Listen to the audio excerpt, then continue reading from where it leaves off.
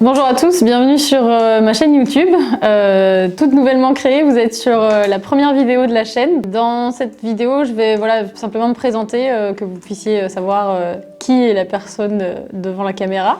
Et puis, on va parler aussi de ce que j'aimerais vous présenter dans cette chaîne, dans les vidéos qu'on publiera dans les prochaines semaines. Pour répondre à la première question, vous êtes sur une chaîne qui s'appelle Manon Priou Horse Training, tout simplement parce que c'est le nom de mon entreprise que j'ai créée il y a 2-3 ans maintenant. Moi, ma première rencontre avec les chevaux, elle date d'il y a une vingtaine d'années. J'ai pas l'année exacte en tête.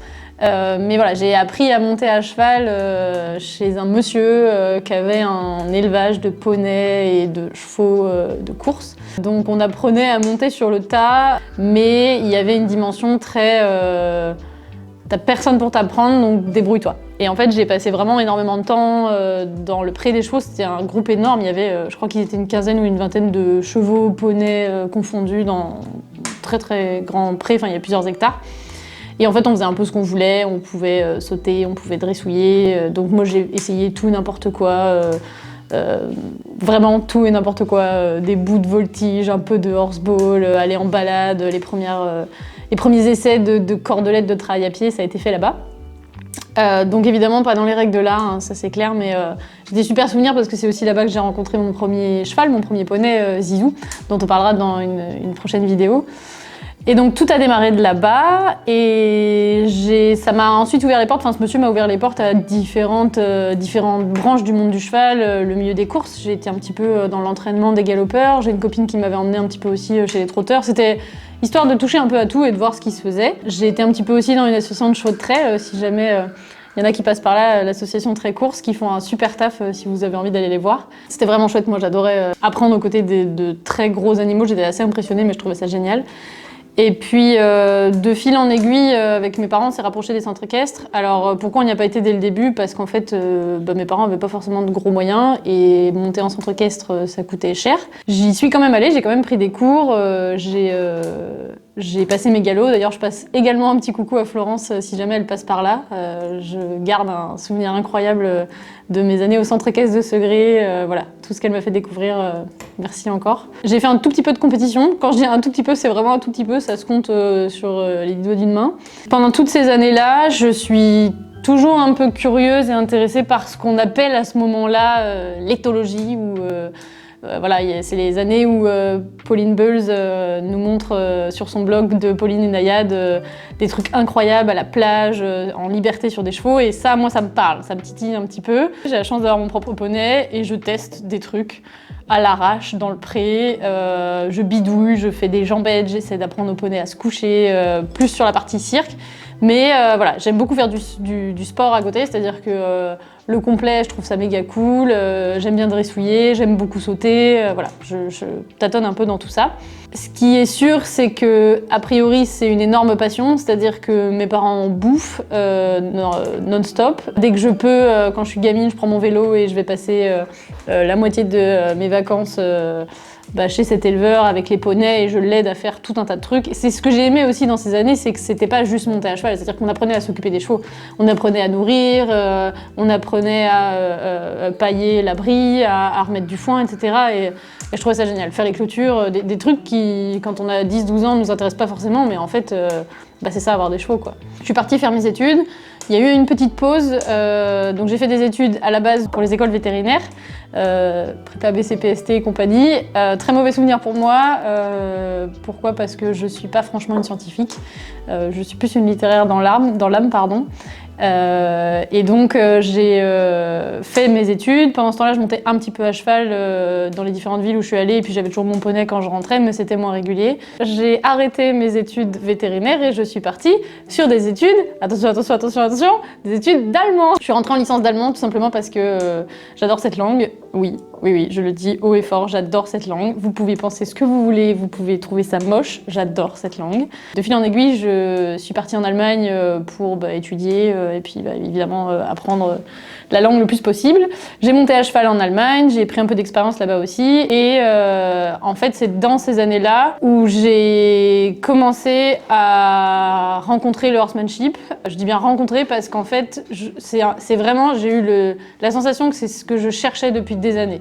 C'est-à-dire je tâtonnais, je bidouillais, je regardais un petit peu ce qu'écrivaient des gens sur internet et ça me parlait mais c'était compliqué, je savais pas dans quel sens prendre le truc. Quand on parlait de Parelli, j'ai commencé à regarder mais je comprenais pas tout, c'était en anglais, c'était vraiment pas facile. Et en fait, une des premières rencontres, si elle passe par là, c'est pareil, je lui fais un coucou à Amélie. On échangeait un petit peu sur internet, je suivais ce qu'elle faisait. Elle était venue m'aider avec Zizou et franchement, ça a été le déclic. Alors François est derrière la caméra, il était là et je pense que lui aussi, on s'est pris une claque parce qu'on s'est dit « Ah ok, c'est ça que je veux faire ». C'est ça qui pour moi est logique, c'est ce qui me manque aujourd'hui pour parfaire ma communication avec mon cheval, comprendre comment il fonctionne et vraiment ça a été, j'ai pris une baffe, clairement. Et Pauline Barbier est arrivée par la suite en fait. J'ai vraiment enchaîné avec elle. Du haut alors quel âge il avait Zizou à ce moment-là? Je pense qu'il avait déjà bien 18-20 ans. On s'y est mis. On n'avait pas de carrière, c'était le début quoi. On s'y est mis, c'est-à-dire que j'ai bouffé des heures de travail à pied, j'ai bouffé des vidéos là-dessus, je prenais des coachings à distance, je voulais pas lâcher le truc parce que vraiment c'est devenu, je vais pas dire une obsession, mais pour moi c'était ok, ça c'est ma voie, enfin c'est celle dans laquelle je voudrais évoluer avec un cheval. Et j'ai un petit peu mis de côté pendant ce temps-là la partie un peu sportive parce que ça demandait un gros boulot. Et puis en plus, j'avais pas les installations pour monter mon cheval alors que le travail à pied, bon, même si on n'a pas de carrière, on peut quand même se démerder un petit peu. Et donc j'ai commencé par ça et en fait les années passant, j'ai assisté à des stages et j'ai continué dans cette veine-là. J'ai fini par aller en Belgique chez Pauline avec mon poney. Alors ça c'est pareil, pour moi c'était une aventure de prendre le van et de se dire ok on va, je sais plus, c'était peut-être 3 jours prendre des cours.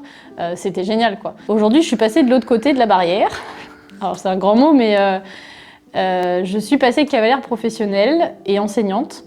Il y a eu un vrai tournant dans ma vie. Alors il y a un petit truc que j'ai oublié de dire, c'est que comme j'aimais beaucoup l'allemand, je suis quand même allée au bout de mes études et je suis devenue professeure d'allemand. J'ai réduit mon temps de travail en tant qu'enseignante d'allemand pour pouvoir passer mes diplômes pour enseigner l'équitation et puis dédier du temps au travail des chevaux.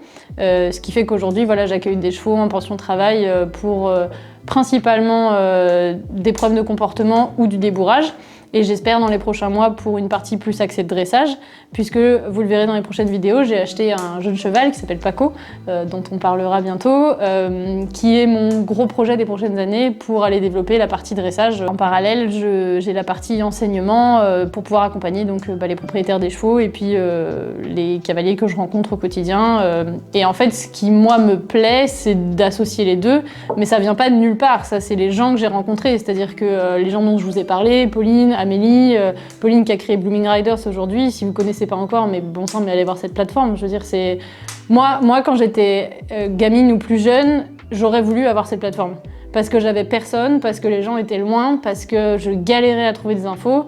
Si j'avais eu cette plateforme, je pense que j'aurais fait un bond en avant plus tôt, mais c'est comme ça, et je suis ravie d'avoir fait ce chemin dans ce sens-là quand même. Ce qui m'anime moi aujourd'hui, c'est pas de ne faire que du travail comportemental ou que du dressage, c'est vraiment d'essayer de lier les deux. En fait, la partie comportementale, c'est juste une façon de vivre et de lire les chevaux, mais même pas que les chevaux en fait. Souvent, quand on s'intéresse à ça, on se rend vite compte que c'est aussi les animaux qui sont autour de nous. Cette partie approche comportementale, pour moi, elle est juste indispensable pour être en sécurité, lire un cheval, comprendre un cheval et voilà, et y avoir une vraie communication posée sur des bases saines pour pouvoir ensuite aller sur du travail sportif. Voilà, donc le but de cette chaîne, ça va être de vous filmer un maximum de choses de la vraie vie, de ce que je vois au quotidien. Donc n'hésitez pas vous non plus à me dire les thématiques qui vous intéresseraient. Nous on a déjà prévu de parler un petit peu du débourrage de Paco, de filmer quelques images, de parler peut-être de certains des chevaux de mes clients en fonction des problématiques qu'il y a à montrer. Mais je sais que dans les prochains mois, je vais travailler sur l'embarquement dans le vent avec Paco. On a un gros voyage en Belgique qui est prévu en avril, fin avril. Donc on arrive à la fin de cette vidéo. On se retrouve très vite pour une première vidéo où on va parler de mon premier poney, mon premier cheval, Zizou, qui est un cheval âgé maintenant. Donc voilà, on parlera un peu de comment je l'ai rencontré, qui il est, pourquoi il est là. Et puis dans une seconde vidéo, le second cheval. Après ça s'arrête là, promis, j'en ai que deux. Paco, jeune cheval que j'ai été chercher récemment pour faire du dressage. Et donc pour pouvoir être informé de la sortie de toutes ces prochaines vidéos, je vous invite vraiment à vous abonner et à activer la petite cloche des notifications. Je sais qu'on vous le rabâche dans toutes les vidéos, je suis moi-même consommatrice de contenu YouTube, mais je prends conscience à quel point c'est important pour le temps qu'on y passe et évidemment pour la visibilité. Donc je vous en remercie d'avance et puis n'hésitez pas à liker les vidéos et puis à écrire en commentaire peut-être pour cette vidéo, ce qui a été pour vous votre plus grosse prise de conscience équestre. Moi, je vous parlais du horsemanship parce que ça a été vraiment une baffe que j'ai pris. Mais voilà, quelle a été votre prise de conscience à vous dans les dernières années? J'ai hâte de vous lire et puis je vous remercie de nous avoir écoutés. À bientôt! La chaîne, elle s'appelle comment déjà? Non, oui, je peux lui dire le nom de la chaîne. Il faut m'aider là. Oh, ça va être long. Oh, ça va être long. Allez, je dis il va y avoir plus de bêtises que de... Ça peut être une chaîne. Voilà. Bonjour à tous, bienvenue sur ma chaîne de bêtisier.